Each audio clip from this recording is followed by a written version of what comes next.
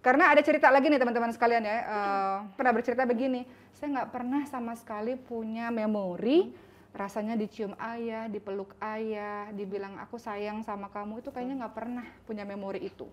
Sehingga dia kering, ketika dia dewasa dia kering, dan dia menganggap hal-hal kayak gitu tuh aneh.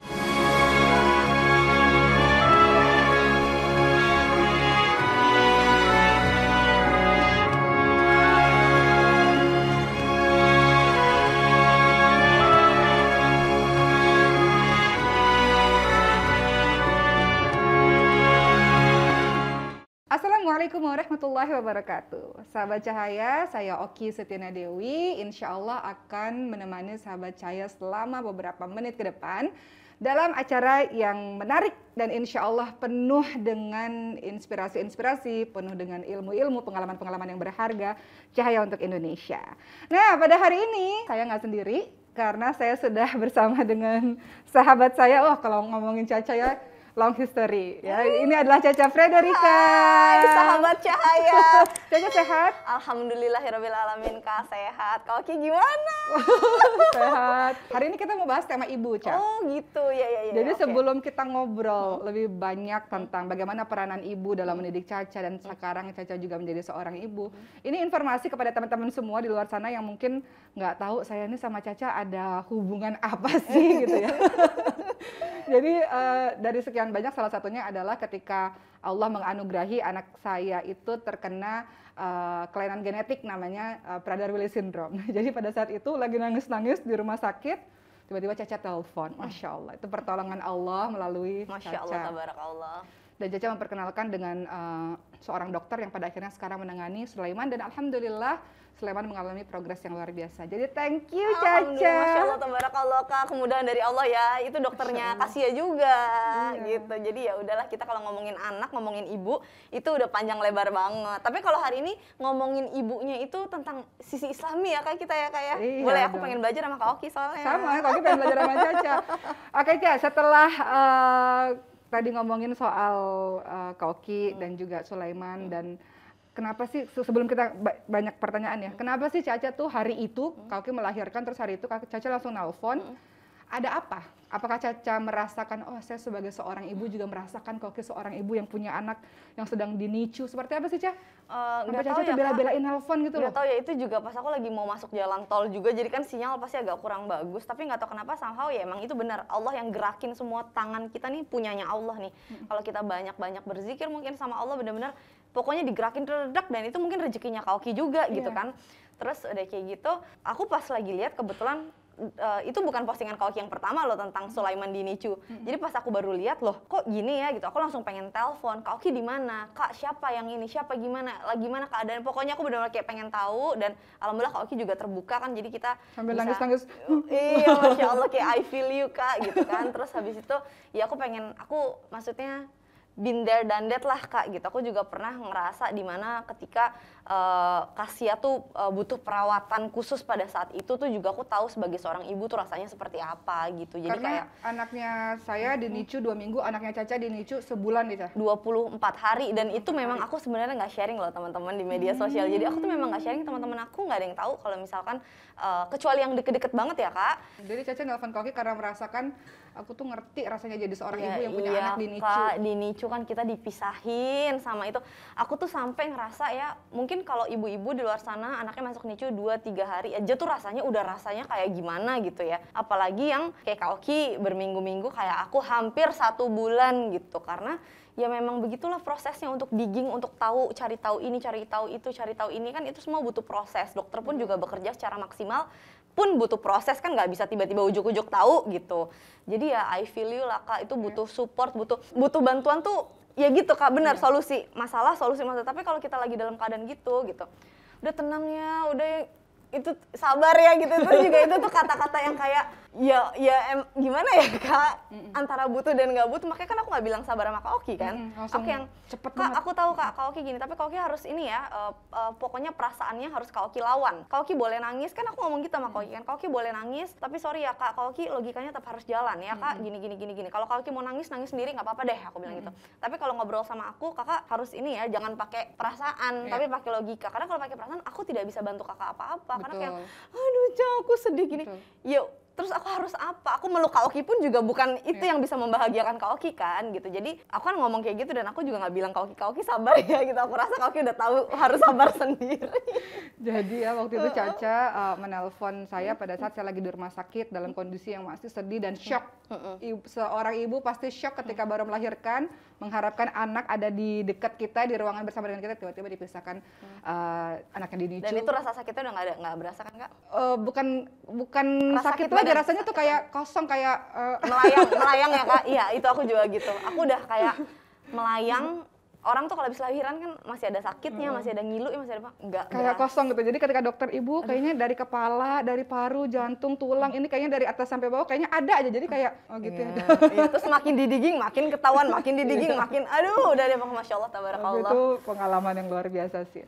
Nah, Ca, ini pengalaman Caca menjadi seorang ibu, ini kan juga perjuangan ya dari Allah. Mendapatkan kasih itu kan menunggu selama 4 tahun. tahun. Dengan penuh kesabaran. Akhirnya dapatlah kasih dari Allah Subhanahu wa taala dan harus dinicu pula 24 hari yang konon katanya kasih itu biru. Ya kan, Ca? Itu perubahan dari Caca lajang kemudian menikah, menunggu 4 tahun seorang anak sampai akhirnya melahirkan itu dan anaknya dinicu pula dan sekarang sehat alhamdulillah. Tolong cerita sama kita dong, Ca. Perubahan Caca dari yang gadis menjadi seorang istri menjadi seorang ibu. Apa yang Caca pelajari? Apa yang berubah dari diri seorang Caca? Yang berubah dari aku adalah setting prioritas Kak. Setting prioritas dan aku juga pengen kayak apa ya mungkin kayak cerita juga ke teman-teman di luar sana bahwa kita tuh sebagai perempuan sehebat-hebatnya kita, sekeren-kerennya kita, sepintar-pintarnya kita, tetap imam kita di atas kita. Mau kita punya, bukannya nggak boleh wanita bermimpi, boleh. Bukannya nggak boleh wanita sekolah, boleh, boleh. Tapi ketika kita sudah, itu udah kodrat kita.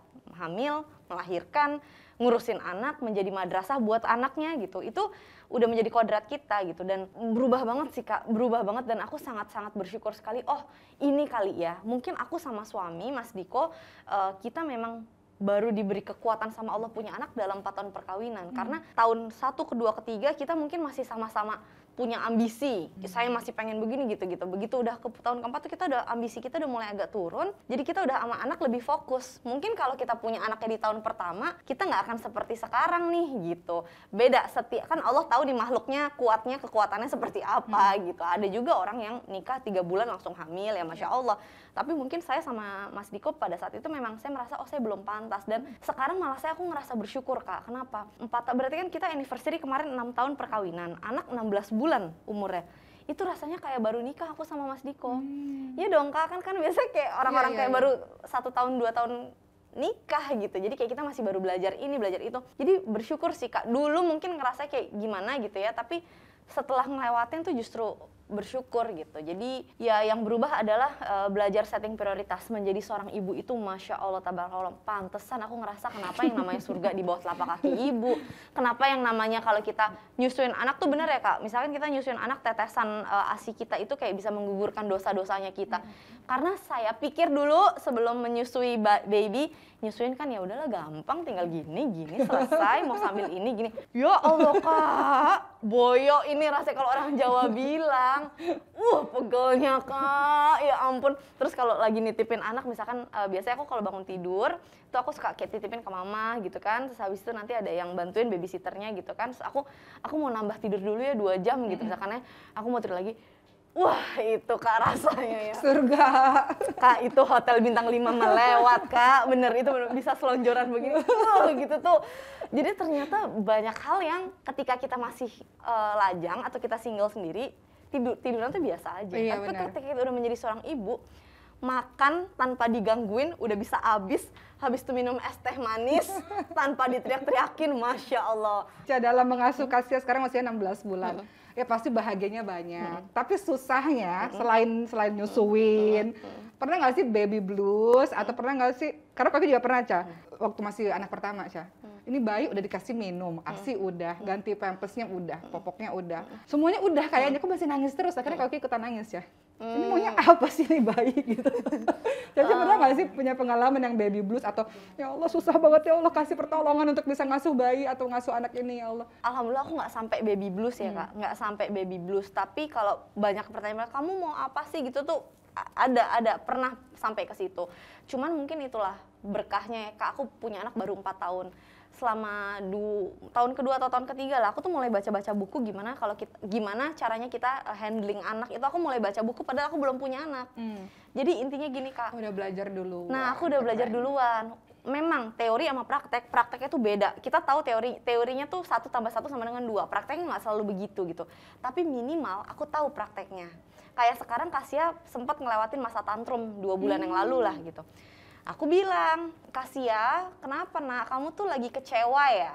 Kasia kecewa ya? Oke, nggak apa-apa, itu namanya perasaan kecewa. Karena anak kecil itu masuk di fase dimana dia sendiri nggak tahu perasaannya dia apa. Apakah aku marah? Atau ini sedih? Ini perasaan apa sih? Apa kecewa? Atau aku apa nih? Atau aku lagi ngambek nih? Dia nggak tahu. Dan dia belum bisa bicara. Kalau kita kan udah bisa bicara kan? Nah, jadi Kasia gini ya gini. Dan itu aku konsultasi sama psikolog. Psikolog pun juga membenarkan cara yang aku pakai. Tapi ada salah satu cara yang aku juga salah. Makanya kenapa ibu itu perlu banget belajar dan never ending learning. Kenapa? Karena kita sebagai ibu bukan berarti kita menjadi expertise buat anak-anak, bukan berarti kita menjadi dokter spesialis anak, ujuk-ujuk gitu karena kita punya anak, enggak. Kita menjadi seorang ibu pun tetap harus upgrade ilmu kita terus gitu. Jadi makanya kenapa sebagai seorang ibu pun aku ngerasa PR aku harus banyak lebih belajar lagi, banyak. Kalau dulu mungkin aku belajar sesuai passion aku. Apa aku dulu sekolah bisnis, sekolah ekonomi. Sekarang itu pun terpakai, alhamdulillah. Tapi sekarang pun juga aku harus belajar psikologi anak. Bukan aku menjadi psikolog anak, enggak. Tapi aku harus belajar psikologi anak, konsultasi dengan psikolog. Gimana lah caranya kan bisa kan sekarang ada virtual, pakai Zoom, pakai apa kan ada pertemuan, terus ada kayak mungkin beberapa brand sponsorin buat ngobrol sama dokter anak spesialis atau psikolog anak. Kan biasanya suka ada gitu. Nah, kita datang deh ke acara gitu. Jadi banyak cara. Ada satu hal yang mungkin aku juga pengen sharing nih buat sahabat Cahaya. Aku tuh Kasia tuh nempel banget sama aku sama dedinya. Terus kalau kita kan kadang main quality time berdua. Terus aku minta tolong mah bawa ke sana dulu. Jadi Kasianya diajak lagi main sama kita, terus tiba-tiba kita langsung masuk lift gitu kan. Kasianya di teras. Pas pulang, gimana Mak Kasia? Iya tadi pas dari teras nyariin ke kamar gitu, kok bapak ibunya nggak ada, kayaknya tadi ada. Ternyata aku salah. Menurut psikolog anak nggak boleh dan nggak baik seperti itu. Psikolognya namanya Bunda Rumi. Terus waktu itu aku sempat ngobrol sama beliau, terus beliau bilang, dia bilang, nanti Kasia sudah besarnya bisa hilang kepercayaan sama orang-orang di sekitarnya. Gimana dia mau punya bisnis yang bagus, gimana dia mau punya kelompok belajar yang bagus kalau dia sama orang aja dia nggak percaya. Itu karena dari orang tuanya. Jadi kayak sekarang nih aku syuting sama kamu nih Kak, dia emang agak kayak mami yang agak gitu-gitu. Terus habis kan lagi digendong sama babysitternya kan, terus mau dibawa ke teras, aku jangan, sini biarin dia lihat saya pergi. Gitu, biar saya lihat. Dadah, mami pergi ya, dadah. Nanti mami pulang, habis ini insya Allah mami pulang, gitu ya. Jadi, tapi apa yang kita ucapin kalau kita udah bilang kita mau pulang, bener ya. Kalau kita bilang kita mau apa, harus bener di janjinya, nggak boleh dibohongin gitu. Luar biasa nih Ca, Masya Allah. Ini ada dari sekian banyak, ada 2 lah pola parenting yang barusan tadi dibilang sama Caca. Pertama adalah kita bantu anak kita untuk mengenali perasaannya.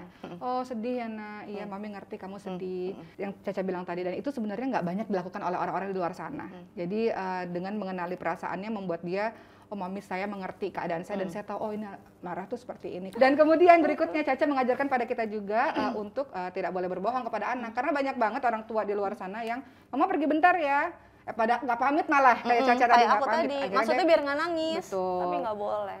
Itu juga sebenarnya termasuk bohong sebenarnya kalau seandainya tiba-tiba pergi. Atau tapi kan kita orang tua punya kesalahan, belajar, nah abis itu dibenerin, belajar, abis itu dibenerin gitu. Sekarang jadi Koki gini Ca, kalau Koki boleh cerita. Karena Koki mengamalkan apa yang Caca bilang seperti itu, jadi sekarang Koki pernah bilang gini, Uma itu nggak pernah bohong loh sama anak-anak gitu. Uma selalu bilang apapun secara jujur dan Uma minta kalian juga jujur sama Uma gitu. Jadi kita bisa bilang begitu. Kalau nggak kan, oh kemarin bohong gitu. Ntar dia bilang, oh bohong itu artinya boleh. Bener ya, bener. Jadi itu pola asuh yang sebenarnya sekarang lagi marak diberitakan untuk dilakukan, dan mudah-mudahan teman-teman yang tadi dengar Caca juga udah mulai melakukan, nggak boleh lagi bohong sama anak, nggak boleh pergi ngilang begitu aja. Kasihan anaknya nyariin. Dan itu di training ternyata kan aku bilang Bunda Rumi, tapi kalau dia pergi dia tuh nangis-nangis Cak. Belajarnya pelan-pelan dulu. Kenapa? Kamu pamitnya ke toilet dulu, mami ke toilet dulu ya, dadah gitu ya, pokoknya ditinggal. Jadi tinggalnya ke yang sedikit-sedikit dulu, nanti lama-lama baru kayak gini aku piti datang ke sini gitu. Dan anak-anak percaya sama ibunya, oh ya ibu saya kalau bilang pergi sejam berarti dia akan baliknya sejam. Harus begitu. Kayak gitu. Oke Ca, itu tadi masalah Caca dengan anak. Sekarang kita mau tarik flashback ke belakang. Kita alurnya maju mundur ya. Tapi Koki penasaran banget Koki ketemu Caca pertama kali secara intens itu di salah satu kegiatan keagamaan. Dan di situ waktu pertama kali dengar Caca bicara, pada saat itu Caca jadi host, langsung di pikiran Koki, pinter banget nih. Masya Allah, Masya Allah. Perempuan ini pinter Ya banget Allah. gitu. Itu kan tidak lepas dari pola asuh ya ayah ibu, tapi Koki hari ini ingin fokus kepada seorang ibu. Apalagi Caca, Koki tahu Caca tuh deket banget sama mamanya Caca, karena setiap kali syuting Koki lihat sering ditemani oleh mama, walaupun akhirnya Setelah nikah jarang. ya mama nggak lagi. Nah Koki pengen tahu nih, dari kecil ketika Caca sama mama, sedekat apa Caca sama mama, kemudian Caca tuh melihat mama tuh orang yang seperti apa sih? Masya Allah. Jadi kalau aku deket sama mama tuh, Masya Allah, tabarakallah ya Kak, alhamdulillah Kayaknya deket banget ya, Ca? aku punya mama yang loving and caring gitu. Kalau misalkan Kak Oki bilang kayak Caca kok misalkan pinter ngomong dan suka baca dan segala macam, mungkin itu rezeki dari Allah, rezekinya beda-beda Kak. Aku mungkin nggak betahan kalau ngurusin kayak IT gitu, duduk di meja nggak betah gitu. Tapi orang IT juga punya kehebatannya gitu kan? Ya, betul. Ya dong, dia mungkin nggak jago ngomong public speaking, Betul. tapi dia kuat 2 jam, 3 jam ngotak-ngatik ini gitu. Jadi emang ada keunggulannya masing-masing. Yang aku kagumi dari mama dan insya Allah aku pengen menerapkan itu kepada anak aku adalah mama itu cerita dan mama itu jujur ya sama kita anak-anak itu cerita. Kakakku yang pertama, kedua itu laki-laki, terus baru aku yang terakhir ketiga.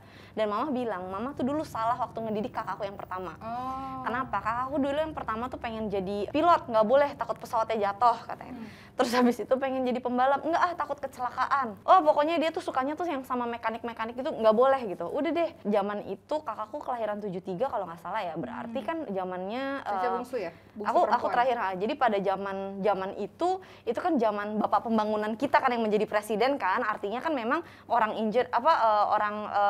teknik sipil, terus habis itu arsitek, yang kayak gitu-gitu kan ya kepake banget karena memang lagi zamannya begitu. Jadi enggak, kamu tuh harus jadi arsitek gitu. Nah alhamdulillah kakakku yang pertama tuh pinter, jadi ibunya nyuruh apa ya iya dia nurut aja, terus ya bagus memang dia bisa. Tapi itu bertahan cuma setahun 2 tahun doang, dia pernah gambar terus gitu-gitu tuh cuma setahun 2 tahun doang. Abis itu dia kembali lagi, dia punya toko pelek gitu Kak, jadi kayak baliknya tuh ya ke otomotif lagi gitu, karena passionnya dia di situ. Dari situ mama belajar, anak aku yang terakhir ini terserah deh mau apa gitu. Mah aku pengen ini, kasih fasilitas semampu orang tuanya ya. Pengen ini, oke dikasih. Aku pengen les ini, aku pengen belajar ini, aku pengen belajar ini tuh dibebasin. Alhamdulillah karena aku anak terakhir aku dibebasin.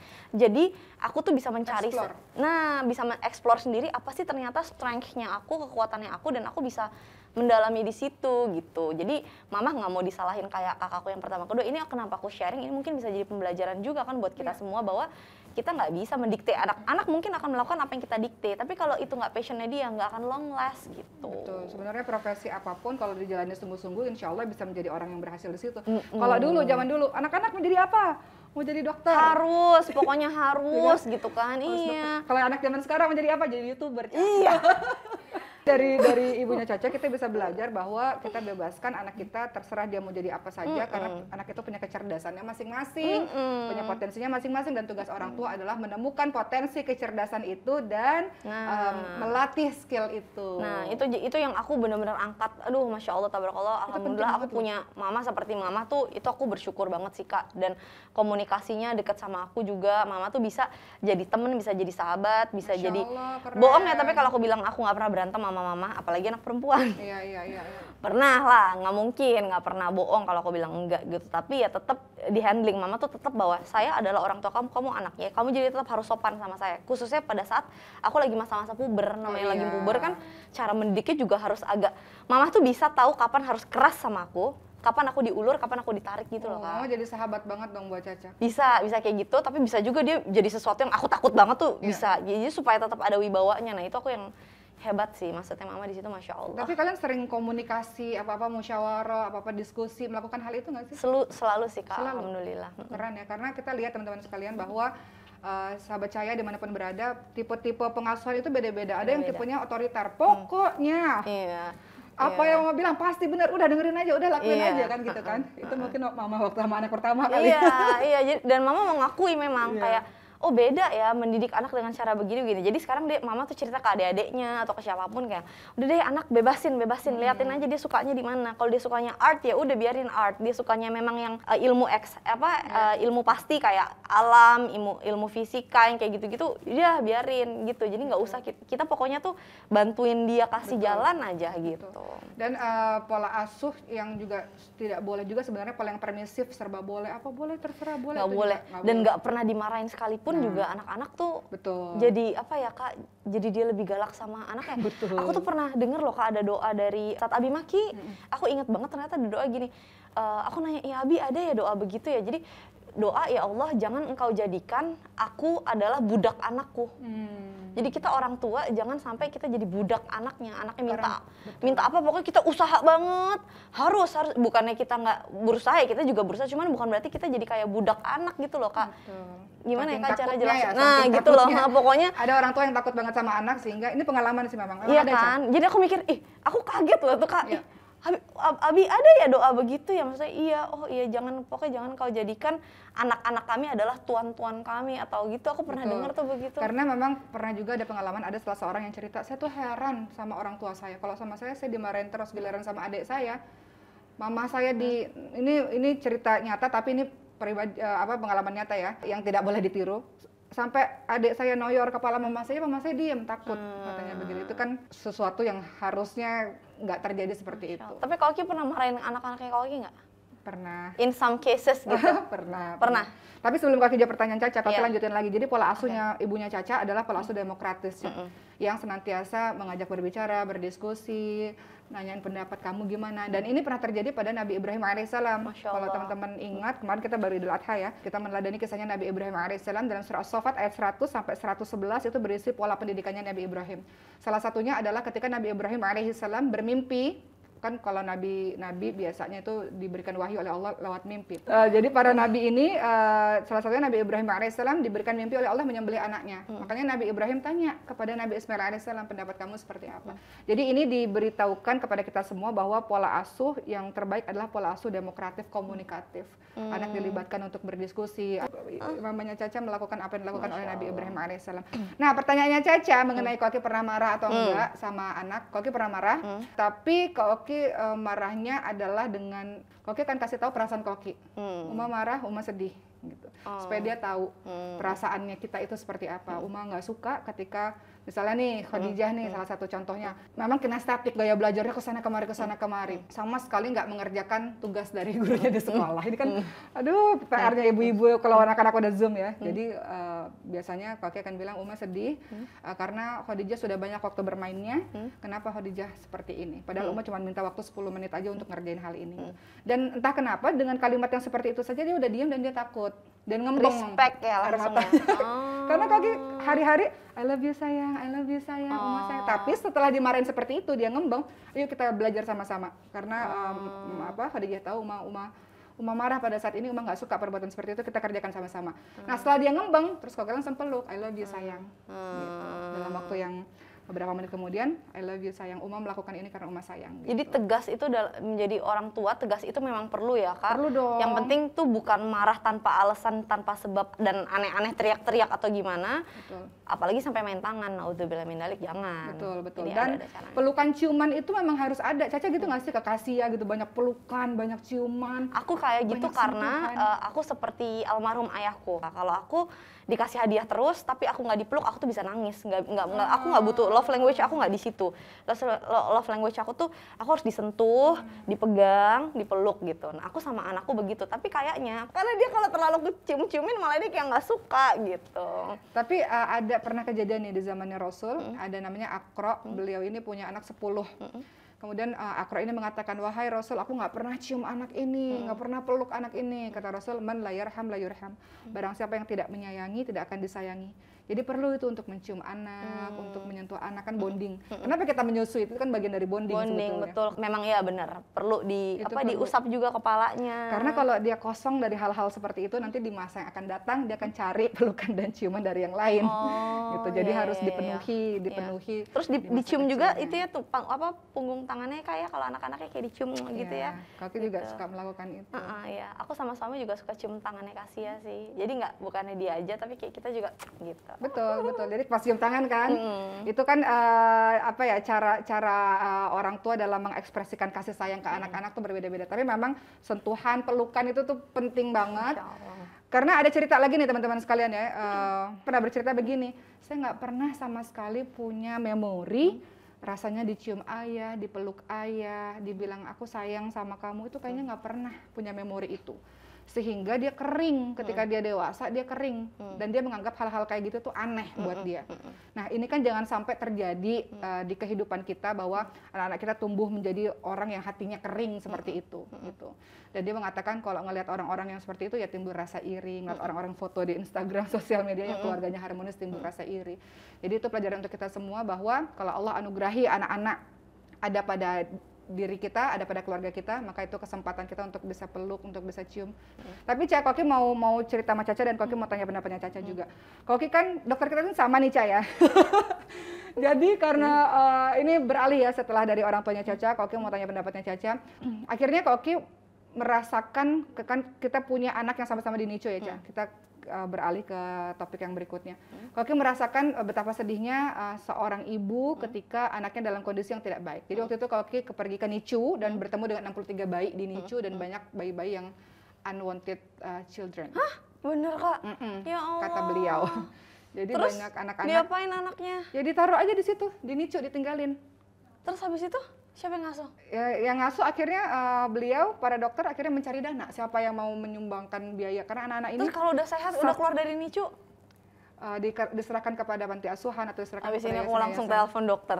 Soalnya salah satu cita-cita aku tuh pengen punya kayak asuhan yang anak-anak kayak gitu Kak, yang unwanted gitu kan kasihan. Tapi tetap aku pengen belajar sisi agamanya. Kenapa? Karena dalam mengadopsi anak pun kan ada adabnya. Terus nanti kalau anak laki perempuan kan sama bapak angkatnya ini bukan mahram, atau anak laki-laki sama ibu angkatnya kan bukan mahram. Gimana harus pisah rumahnya, harus gimana gitu-gitu, hal-hal seperti itu kan harus dipikirkan dalam jangka panjang gitu Kak. Nah yang Koki pengen tanya ke Caca, kan banyak nih kasus-kasus mereka yang melahirkan sudah jadi ibu, tapi belum siap jadi ibu. Sementara tadi Caca udah cerita kepada kita semua, jadi ibu itu luar biasa, perjuangannya luar biasa, ibuku juga sudah mendidik aku dengan luar biasa, ibuku memberikan kasih sayang dan sebagainya. Koki pindah topik nih Ca, karena Koki tiba-tiba ingat bahwa ada orang-orang yang sudah jadi ibu, artinya sudah melahirkan tapi tidak siap jadi ibu. Menurut Caca, supaya ibu-ibu di luar sana bisa menjadi ibu-ibu yang hebat, salah satunya seperti ibunya Caca ya. Gimana sih persiapan apa sih yang harus mereka lakukan sehingga nggak ada lagi tuh unwanted children di NICU, ditaruh semuanya, sampai dokter mengatakan begini, lihat Ki nih, ini udah nggak ada bed lagi, satu bed dipakai 3 bayi Ca. Ya Allah. Saking kita nggak pernah nolak bayi yang datang ke sini, kata beliau begitu. Menurut Caca seperti apa? Menjadi seorang ibu tuh persiapannya harus gimana sih? Kalau mau punya anak yang hebat-hebat kayak Caca misalnya. Aku mah hebat apanya, masih belajar aku kan, Masya Allah. Boleh nggak sih ngomongnya agak gamblang dikit? Boleh. Ada 2 hal ya Kak. Yang pertama ini yang agak gamblang dikit. Ketika kita dalam dunia ini kan memang baiknya memang ta'aruf. Memang ta'aruf ya. Tapi kan maaf, sahabat Cahaya di luar sana masih banyak yang dalam tanda kutip pacaran lah gitu ya. Hal yang dilakukan sebelum menikah, 1, perempuan di luar sana jangan pernah termakan omongan laki-laki.